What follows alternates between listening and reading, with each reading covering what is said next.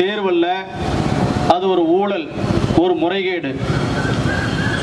இந்த நீட்டை கொண்டு வருகிற போதே மார்க்சிஸ்ட் கம்யூனிஸ்ட் கட்சியின் சார்பாக இது தேவையற்ற மாணவர்களுக்கும் பெற்றோர்களுக்கும் மிகப்பெரிய மனச்சுமையையும் பணச்சுமையையும் உருவாக்கக்கூடிய ஒரு கார்ப்பரேட்டுகள் கொள்ளையடிக்கக்கூடிய ஒரு ஏற்பாடு என்பதை நாங்கள் தெளிவாக சொல்லியிருக்கிறோம். 2013 இந்த நீட் தேர்வு வேண்டுமா வேண்டாமா என்று உச்சநீதிமன்றத்திற்கு இது தொடர்பான வழக்கு போகிற போது அங்கே 3 நீதிபதிகள் அடங்கிய அமர்வு ஒரு தீர்ப்பை கொடுக்கிறது, முரண்பட்ட தீர்ப்பு. 2 நீதிபதிகள் நீட் தேர்வு வேண்டாம் என்றும், ஆர்கே தவே என்று சொல்லக்கூடிய ஒரு நீதிபதி மட்டும் இந்த நீட் தேர்வு வேண்டும் என்றும் தீர்ப்பளிக்கிறார். அதற்கு பிறகாக உச்சநீதிமன்றத்தில் மீண்டும் 5 நீதிபதிகள் கொண்ட ஒரு குழுவை 2014க்கு பிறகு ஆட்சி பொறுப்பேற்ற பிஜேபியின் தலைமையிலான அரசு 5 நீதிபதிகள் கொண்ட ஒரு அமர்வை உருவாக்குகிறது, குழுவை. அந்த குழுவினுடைய பரிந்துரையினுடைய அந்த குழுவினுடைய தலைவராக மீண்டும் நீட் தேர்வு வேண்டும் என்று தீர்ப்பளித்த அந்த ஆர்கே தவேவே இருக்கிறார். அது என்ன தீர்ப்பு கொடுக்கும்? அது திரும்பவும் நீட் தேர்வு வேணும்னு சொல்லி கொடுக்குது. நாடாளுமன்றத்துக்கு போகுது இந்த பிரச்சனை. நாடாளுமன்றத்தில் எதிர்க்கட்சிகள் எல்லாம் எதிர்ப்பு தெரிவிக்கிறார்கள். அப்பொழுது அந்த மசோதா நிலைக்குழுவுக்கு அனுப்பப்படுகிறது. அந்த நிலைக்குழு என்ன சொல்லுகிறது? அதில் குறிப்பாக பிஜேபி சேர்ந்திருக்கக்கூடியதில் மிக பெரும்பான்மையாக இருக்கிறார்கள். எனவே அந்த நீட் தேர்வு வேண்டும் என்றும், நீட் தேர்வை வேண்டாத மாநிலங்களுக்கு அதிலிருந்து விலக்களிக்கலாம் என்றும் அந்த நிலைக்குழு சொல்லுகிறது. அதற்கு பிறகு அது சட்டமாக்கப்பட்டு எல்லா மாநிலங்களுக்கும் திணிக்கப்படுகிறது. திணிக்கப்பட்டதற்கு பின்னால் 2017 இந்த தேர்வு தொடர்ந்து நடந்து கொண்டே இருக்கிறது. 2017 முதல் தமிழ்நாடு இந்த நீட் தேர்வு வேண்டாம் என்று தொடர்ந்து களத்தில் இறங்கி போராடி கொண்டிருக்கிறது. 2017 முதல்ல 1200 மார்க்குக்கு 1176 மதிப்பெண் பெற்ற அரியலூரை சேர்ந்திருக்கக்கூடிய சகோதரி அனிதா இந்த நீட் தேர்வில் எப்படியாவது வெற்றி பெற்று தன்னுடைய மருத்துவ கனவை நாம் நிறைவேற்றிக் கொள்ளலாம் என்ற ஆசையோடு அந்த ஏழை குழந்தை தவித்துக் கொண்டிருக்கிற போது அந்த நீட் தேர்வு அதில் மண்ணள்ளி போட்டது. அந்த குழந்தை தற்கொலை செய்து கொண்டு இறந்து போனார். அதற்கு பிறகு தமிழ்நாட்டில் ஒரு மிகப்பெரிய கொந்தளிப்பு ஏற்பட்டு நீட் வேண்டாம், நீட்டை முற்றிலுமாக ரத்து செய்ய வேண்டும் என்கிற கொந்தளிப்பு ஏற்பட்டு அது முதற்கொண்டு தமிழ்நாட்டினுடைய சட்டமன்றத்திலே கூட நீட் தேர்வு வேண்டாம், ஏற்கனவே அங்கே அதில் இருக்கக்கூடிய பரிந்துரையின் அடிப்படையில் தமிழ்நாட்டுக்கு அதிலிருந்து விலக்களிக்க வேண்டும் என்று சொல்லி தொடர்ச்சியாக நாம் போராடி கொண்டிருக்கிறோம். சட்டமன்றத்திலே சட்டம் நிறைவேற்றப்பட்டது. ஆனால் அதை பற்றி இந்த பிஜேபியினுடைய மோடி அரசு கண்டுகொள்ளவே இல்லை. 2018 இதே மாதிரி ஒரு பிரச்சனை. நீட் தேர்வுல தவறான கேள்விகள் கேட்கப்பட்டு விட்டது. 180 மார்க்குக்கு 49 கேள்விகள் தவறான கேள்விகள். எனவே அதற்கு கருணை மதிப்பெண் வழங்குறோம் அப்படின்னு சொல்லி அந்த கருணை மதிப்பெண் கூட என்னன்னு சொன்னா கேட்டுக்கிட்ட மாணவர்கள் மட்டும் வழங்குறோம்னு சொல்லி அதுல ஒரு ஸ்கேம் பண்றான். அது ஒரு பக்கம். அதற்கப்புறம் பாத்தீங்கன்னு சொன்னா ஏற்கனவே ஐயா துரைசாமி ஐயா சொன்ன மாதிரி 720 மார்க் அப்படின்னு சொன்னா ஒரு கேள்வி தப்பாயிருச்சுன்னு சொன்னா 1 மார்க் கம்மி. அது மாதிரி கணக்கு போட்டு பார்த்தா 716 715 வரணும். ஆனா இவன் என்ன பண்றான்னா 719 718 வருது.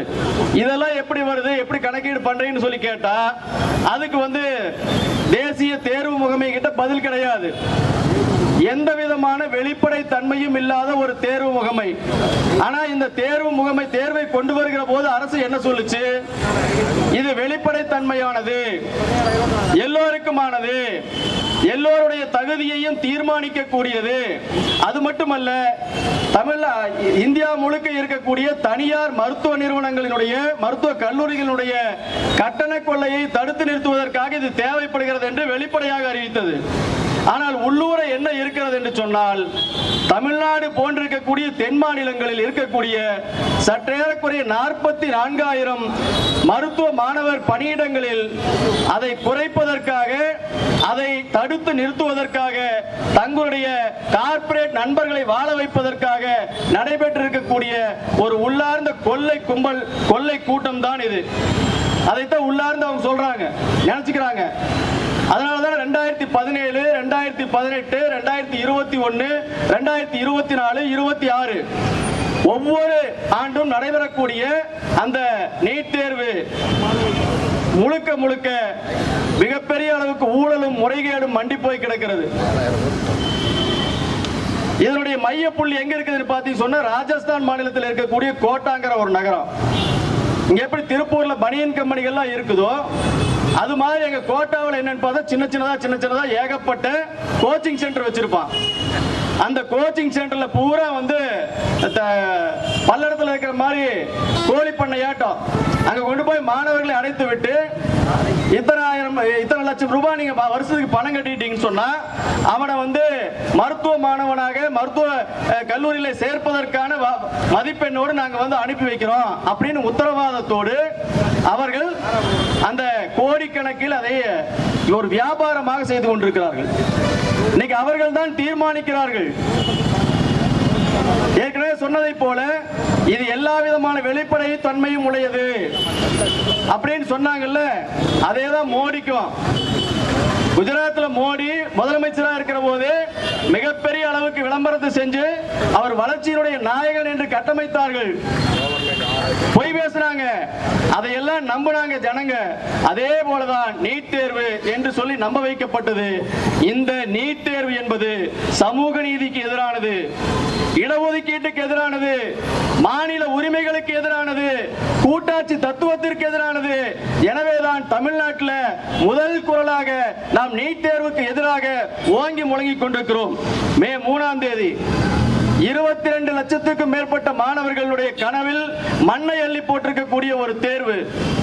அப்படி என்று சொன்னால் இன்னைக்கு கிட்டத்தட்ட ஒரு ஆண்டுக்கு 2 லட்சம் ரூபாய், முதல்ல சொன்னது இப்ப எவ்வளவு தெரியாது, 2 லட்சம் ரூபாய் கட்டி ஒரு மாணவன் கோச்சிங் சென்டருக்கு போய் ஒரு வருடம் முழுவதும் அவங்க வீட்டில் நடக்கக்கூடிய சுக துக்கங்களில் கூட பங்கெடுப்பது கிடையாது. சரியா சாப்பிட்டானா தூங்கினான்னு தெரியாது, அப்பா அம்மா கூட போன்ல பேசினானா பேசலையான்னு தெரியாது. இப்படி கொண்டு போய் அடைக்கப்பட்டு ஒரு கைதியை போல ஒரு வருடம் முழுவதும் அவனை படிக்க வைத்து நீட் தேர்வுல கொண்டு போய் எழுத சொன்னா, அங்க போனா என்ன பண்றான், முழுக்கை சட்டை போடக்கூடாது, மயிறு இவ்வளவு வெட்டி இருக்க கூடாது, இவ்வளவு பெருசா வச்சிருக்க கூடாது, மோதிரம் போட்டிருக்க கூடாது, அருணா கயிறு போட்டிருக்க கூடாது, ஏன் கல்யாணமான பிள்ளைங்க தாலி கயிறு போட்டு போக கூடாதுல வெட்டி எறிஞ்சானுங்க. ராஜஸ்தான்ல என்ன நடக்குது, மத்திய பிரதேசத்துல என்ன நடக்குது, பீகார்ல என்ன நடக்குது, கொஸ்டின் பேப்பரே வெளியே போகுது. இங்க நீ வந்து உள்ளாடை அணியக்கூடாது உட்பட சொல்லிட்டு இருந்தாங்க. அந்த அளவுக்கு நீ செக் பண்றக்கூடிய ஆளுகளா இருந்துன்னு சொன்னா ஏன் இது மாதிரி நடக்குது? அப்போ இந்த நீட் தேர்வு என்பது பொய்யை, புனை சுரட்டை, முறைகேட்டை சட்டப்பூர்வமாக்குவதற்கான ஒரு ஏற்பாடாகத்தான் இன்றைக்கு ஒன்றிய அரசு நம்மை போன்றிருக்கக்கூடிய தமிழ்நாடு, தென் மாநிலங்களில் இருக்கக்கூடிய மாணவர்கள் மருத்துவ கல்விக்கும் உயர்கல்விக்கும் போய்விடக் கூடாது என்கிற ஒரே நோக்கத்தோடு வஞ்சிக்கக்கூடிய ஒரு ஏற்பாடாக திட்டமிட்டு பிஜேபி தமிழ்நாட்டை, கேரளாவை, ஆந்திராவை, கர்நாடகாவை, தெலுங்கானாவை, புதுச்சேரியை, இந்த மாநிலங்களை எல்லாம் திட்டமிட்டு அந்த மாணவர்களுடைய கனவுகளை, வளர்ச்சியை, கல்வியை தரைமட்டமாக்குவதற்கான திட்டமிட்ட ஒரு ஏற்பாடு. அதனாலதான் இப்ப பிஎம்சி திட்டம் சொல்லி கொண்டு வர போறான். கையெழுத்து போடுன்னு சொல்றான். புதிய முதலமைச்சர் வந்திருக்கிறாரு, கையெழுத்து போடுன்னு சொல்லி அழுத்தம் கொடுக்கிறான். அப்போ இது மீண்டும் அப்படி ஒரு கையெழுத்து போடப்பட்டால் மீண்டும் குலக்கல்வி முறையை தமிழ்நாட்டில் கொண்டு வருவதற்கான ஒரு ஏற்பாடாகத்தான் அதுவும் இருக்கும். அதனுடைய ஒரு பகுதியாகத்தான் இன்னைக்கு நீட் தேர்வை எதிர்த்து இந்தியா முழுக்க மாணவர்கள் மிகப்பெரிய அளவிற்கு போராட்டத்தில் இறங்கி இருக்கிறார்கள். அதற்கு மதசார்பற்ற முற்போக்கு கூட்டணியும் மிகப்பெரிய ஆதரவை தந்து கொண்டிருக்கிறது. இந்த ஆர்ப்பாட்டமும் அதற்கான பணியை செய்யும் என்று சொல்லி மார்க்சிஸ்ட் கம்யூனிஸ்ட் கட்சி இதற்கான போராட்டங்களை மாணவர் சங்கத்தின் மூலமாக நாங்கள் தொடர்ச்சியாக முன்னெடுத்துக் கொண்டிருக்கிறோம் என்பதை சொல்லி வாய்ப்புக்கு நன்றி கூறி முடிக்கிறேன். நன்றி, வணக்கம்.